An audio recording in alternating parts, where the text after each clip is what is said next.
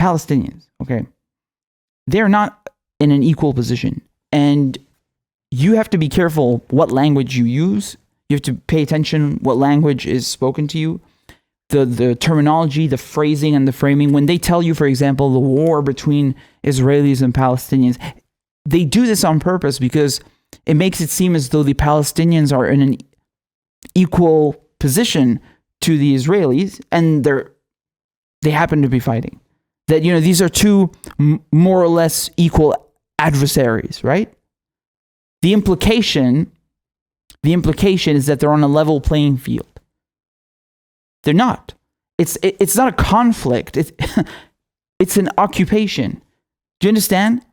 They do this on purpose to mask the reality, to disguise and confuse you, so that you don't know that it's occupation force, an occupational force, and people being occupied. That is the real power dynamic. That's the truth. End of story. So you have to be very, very vigilant with how you speak about this and educate other people. You must educate them. We're not talking about two parties that are on a level playing field. We're talking about an occupational force occupying another country. And now, this is the part where you will have people from the Zionist camp coming and saying like, oh, the fact that you are using the word occupation shows that you have political motives. That's a very loaded political word. Yeah, we're talking about politics. It's a fucking occupation. And then after that, you'll have the smug motherfuckers who think they're like these like absolute experts on international law, and they know everything about history in the Middle East. And yes, they know that technically Israel is not occupying anyone because they are a legitimate state, and they were granted this legitimacy by the United Nations. Right? That's their reasoning. And here, I mean, before I talk further about the Palestinian cause, I would just remind you that when the Zionist occupation want to legitimize themselves as a country, they always tell you, look, we went to the UN in 1948. We asked to become a country, right? And it was approved. We're a country. Our legitimacy comes from the United Nations. But when you tell them, hello, the UN tells you to withdraw, get out of the Golan Heights, now they don't give a fuck about the United Nations, right? Very interesting. And by the way, it's not just we're not just talking about one ratified binding resolution about the Golan Heights. There are several of them, and it's not just about the Golan Heights. We had this issue also with the West Bank, with Sinai in Egypt and South Lebanon. I mean, can you show me any other country that has occupied and or stolen land from almost every single one of its neighbors? You call that a democracy? You call that a peaceful country? Are you kidding me? And of course, they're literally sitting on Palestinian land. But then they claim that they are victims and everyone is out to get them. So that's one thing. They cite the United Nations when it suits them, and when it doesn't suit them, You can't have it both ways. Either you don't give a fuck about the United Nations, therefore you are an illegitimate state, or you do, and you need to get out of the land that you are occupying, which does not belong to you, which the entire planet has agreed does not belong to you. Right? It's not even like a divided issue or some shit. Like, I mean, all countries agree the Golan Heights are Syrian. This is not up for debate, but they've been sitting on it since 1967. So that's one thing. Now, going back to the issue of occupation, the power dynamic of an occupational force and people being occupied. So they'll tell you that, look, we're not occupiers. We're in our own country. We have legitimacy. And then you got to ask yourself, like, well, who gave them this legitimacy? It's the UN, right? Who created the UN? Who created the UN? Who are the people that have permanent seats on the UN Security Council? Right? So we have the UK, France, the United States, And then we have China and Russia. They created, these imperialist powers created an institution so that they can decide then who gets countries, right? Who's a legitimate state, and they can play chess with people's lives. I mean, look, man, the UN do great work, and my parents were peacekeepers. You know, there's a lot of good stuff that the UN does, but when you go back and you look at this in the context of 1945, when you had this process of decolonization beginning, if you go and watch the video, it's in black and white, when they formed the Zionist occupation at the UN, all of the leaders from the Arab countries stormed out. They stormed out of the General Assembly in protest. And I'm thinking, like, why did they remain inside the UN? It just makes no sense to me. They should have just left and encouraged their African neighbors to do the same, honestly. So, because, I mean, look at what they've put the Palestinians through.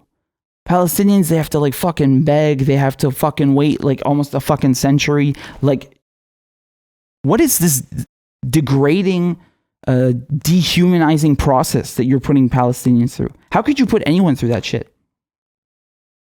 Unbelievable. It's really unbelievable. And not to mention, I mean, the partition plan itself, right? Because the Zionists all say like, dude, you know, we never meant to take all of this land, which is nice to have. But, you know, look, the UN, they split 50-50, even though Palestine is like in two parts. And it was 50-50 in 1947. Why didn't you just accept this imperialist partitioning of your land? You should have just accepted it. Like, no, why should they accept that? The Arabs transferred out of this British and French colonial system, right? Like, they didn't even have a period to be left alone. Because you have 400 years of colonization, of occupation by the Ottoman Empire. 400 years. 400 years they occupied the Levant, right? Syria, Palestine, all of it. And then the French and the British take over. And then once the French and the British are done, they just give it over to the UN, which they created. And now they're like, well, here's a Zionist occupation. Tough shit. Oh, and the Palestinians don't get a state. This is like 500 years of not being left the fuck alone. Do you understand the power dynamic here? And then they come and tell you like, dude, we're not occupying. What are you talking about? We have legitimacy from this organization that was created by imperialists that were occupying your land before we came here. Unfucking believable, man. It really is. And so now, of course, you know, Jared Kushner, the big mastermind behind this peace plan. I mean, the fact that they even call this a peace plan is so revolting and insulting. It's insane. It's so interesting how they name U.S. laws like the Heroes Act. We're going to fuck you and give all the money to the trillionaires because we're heroes. And then the CARES Act. We care about you. Here's a one-time check. Go fuck yourselves. Or the Patriot Act. We're patriotic. We're going to violate your fucking Fourth Amendment. Fuck you, bitch. Like, every time they name something, it's just a complete opposite. Okay, so peace plan, it's not a peace plan. It's a fuck you plan. Jared Kushner and his friends from AIPAC and his friends inside the Zionist occupation, they made this by themselves. There were no Palestinians involved. How is this? How are you having a peace plan put in place with the other party missing? What, are you making peace with yourself? What is this peace plan where the other party is not involved?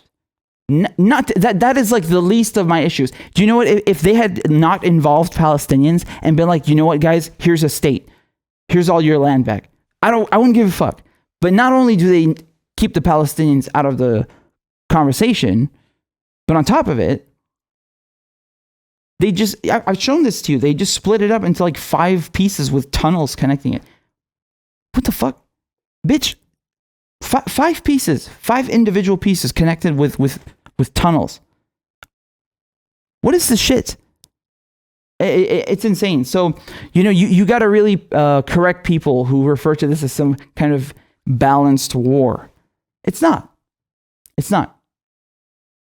Okay, it's a colonization. This is an illegitimate state that was created by the British and the French, okay, by colonial powers.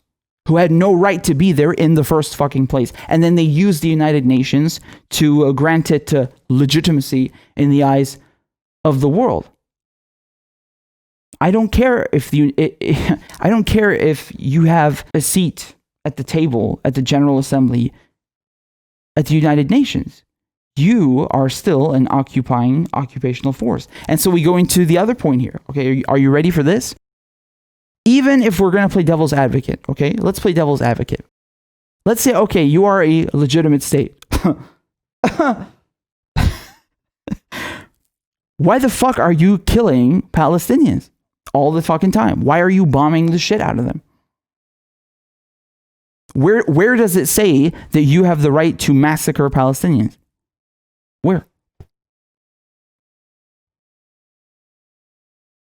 It's not enough that they took their land. No, they want to ethnically cleanse them on top of it. And they've been doing it for 70 fucking years. It's not the other way around. And so, I mean, there's just, no way out of this, is there, for the Palestinians? You have people having their homes bulldozed. Like, have you seen these videos? I saw one today on Twitter. I don't think it's something that happened today, but it is recent. And it is something that's done regularly and has been happening for decades and decades.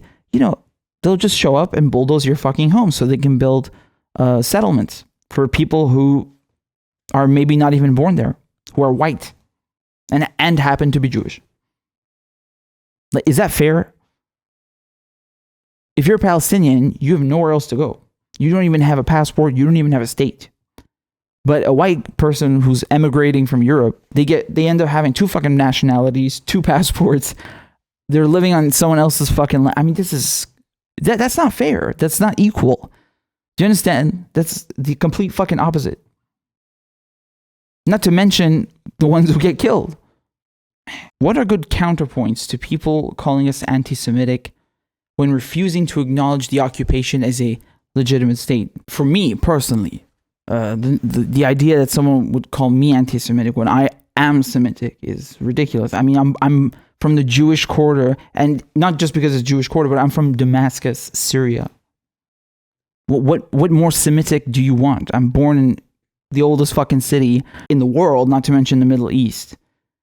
Continuously inhabited city. And it's especially funny when it's a white person saying that to me. Like, motherfucker, you're white. Are you serious? Like, they've co-opted the very racial identity of the Semitic people, right? It's very weird and very offensive. And so, I mean, this doesn't faze me. I don't give a shit. And actually, no matter who you are, even Bernie Sanders was called anti-Semitic. The guy is Jewish. I mean, if you open your mouth, you're automatically... It's getting, this trick is getting quite old. No one is attacking anyone's religion here. It's about having equal rights. My issue is the massacring and genocide of the Palestinians. And then we have, of course, the issue of the state, right? There is no Palestinian state. This massacring, this indiscriminate bombing, Gaza is extremely densely populated. I think it's the 3rd most densely populated place on earth. It's an open air prison, essentially. And they control all of the water, electricity. They can turn everything on and off. They impose curfews. This is a fucking dictatorship. It's a militarized a prison, essentially, right? And then it's disgusting. And it has absolutely nothing to do with anyone's fucking religion. I'm sorry. It just doesn't. It has absolutely nothing to do with religion. No race. Okay? No race. And people often forget, people seem to forget that you always had Jews, Christians, and Muslims living together in the Middle East. These religions came from, guess where? The Middle East. So they want you to believe that, Arabs and Jews are natural born enemies. No, the fuck they're not. No, the fuck they are not.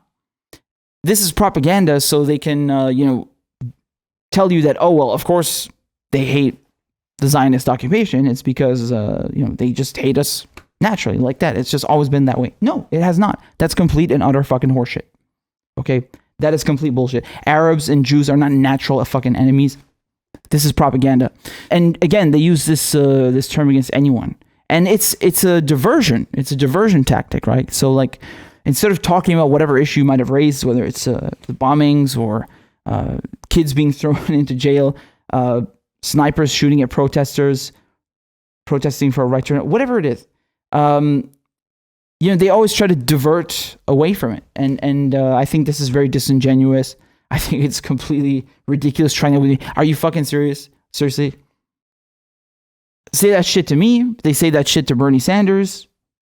They'll say that to Jews, and it just makes no sense. And it's a diversion tactic. So there you go. Yes, and as people are pointing out in the comments, Zionism is not a religion. It's a political ideology. Do you understand? Again, it's not about someone's race or their religion. This is about Western colonial powers, Britain and France, right? Taking over 400 years of Ottoman rule, carving up the fucking Middle East however they see fit, and carving up Africa however they see fit, to play chess and control it in a more manageable way. Do you understand? God, I don't want to start with that, but there are people who are saying like, oh, the Palestinians don't deserve reparations. Like, what? What do you mean they don't deserve reparations? Would you say that also to an African American? You're going to go and tell them they don't deserve reparations? Are you fucking serious? Unbelievable. It's like every single thing. No. Even if a Palestinian says, okay, you know what? Keep the land. Keep the fucking country. I'm going to fuck off. But I want reparations. I want something in exchange. It's also, no, fuck you. Like, you have no recourse. There is absolutely nothing you can do. And to me, that is bullshit.